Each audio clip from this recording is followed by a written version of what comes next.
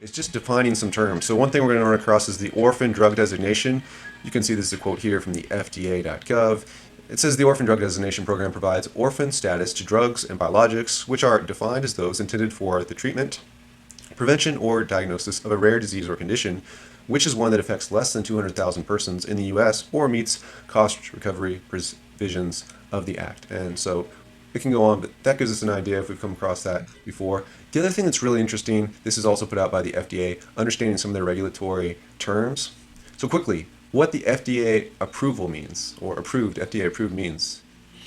Starts here in the second paragraph. Before the FDA can approve a drug, the agency must determine whether the clinical data and other information show that the drug is safe and effective for its intended use, for example, to prevent or treat a certain disease, and that the product can be made according to federal quality standards. When the FDA approves a drug, it means the agency has determined based on substantial evidence that the drug is effective for its intended use and that the benefits of the drug outweigh the risks when used according to the product's approval labeling. The FDA is working with manufacturers and researchers to make sure the agency is getting the information needed to complete that evaluation for drugs to treat or prevent COVID-19 as quickly as possible. What about this? Investigational treatments, because we're going to see this as well, INDs.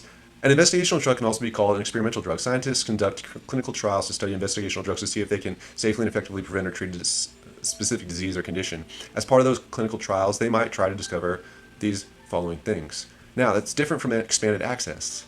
We covered this before, but sometimes called it compassionate use. Expanded access is a pathway, a potential pathway for a patient with a serious or immediately life-threatening disease or condition to gain access to an investigational medical product, a drug, biological product, or medical device for treatment outside of clinical trials when there's no comparable or satisfactory alternative therapy. So, currently, expanded access is one pathway for use of COVID-19 convalescent plasma for patients with serious or immediate life-threatening disease who are not eligible for or who are unable to participate in randomized clinical trials. So we've seen that. Now the last one, emergency use authorization. An emergency use authorization is one of several tools the FDA is using to help make certain medical products available quickly during the pandemic. So in certain emergencies, the FDA can issue an EUA to provide access to medical products that may potentially be used where there are no adequate, approved, or available options.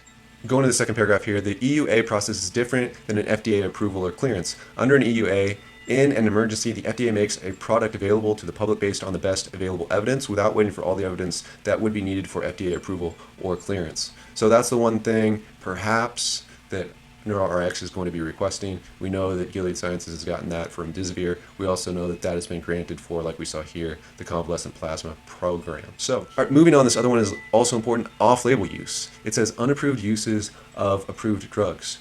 It says, first paragraph, once the FDA has approved a drug for a disease or medical condition, healthcare providers generally may prescribe or administer the drug in clinical practice for an unapproved use not described in the approved labeling, i.e. this is why they call it the off-label, based on their medical judgment, recognizing that the FDA has not assessed the safety or effectiveness of such use. For example, we see people asking for FDA approval for the Rona with things like arthritis medication, HIV medication, cancer drugs, and so this is exactly what's going on. I just wanted you guys to know. But boom, there you go. If you need to know what FDA approval means, you can read that at any time. If you need to know what investigational treatments mean, there you go. Expanded access, there you go. EUA, right there for you. And then off-label.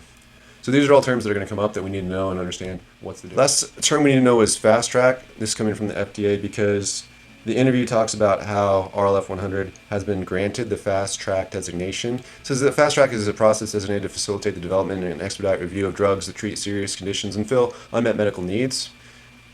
Moving down a little bit, any drug being developed to treat or prevent a condition with no current therapy obviously is directed at an unmet need. There are available therapies. A fast track drug must show some advantage over available therapy, such as showing superior effectiveness, avoiding serious side effects, improving the diagnosis of a serious condition, decreasing the clinically significant toxicity of an available therapy, or also the ability to address emerging or anticipated public health need.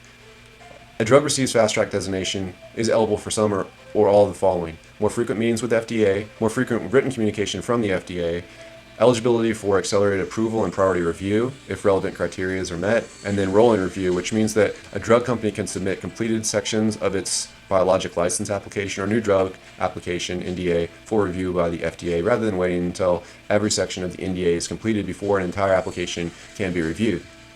It says fast track designation must be requested by the drug company, and that request can be initiated anytime during the drug development process. The FDA will review the request and make a decision within 60 days based on whether the drug fills an unmet medical need in a serious condition. So probably all of the drugs are really going to probably get fast-tracked.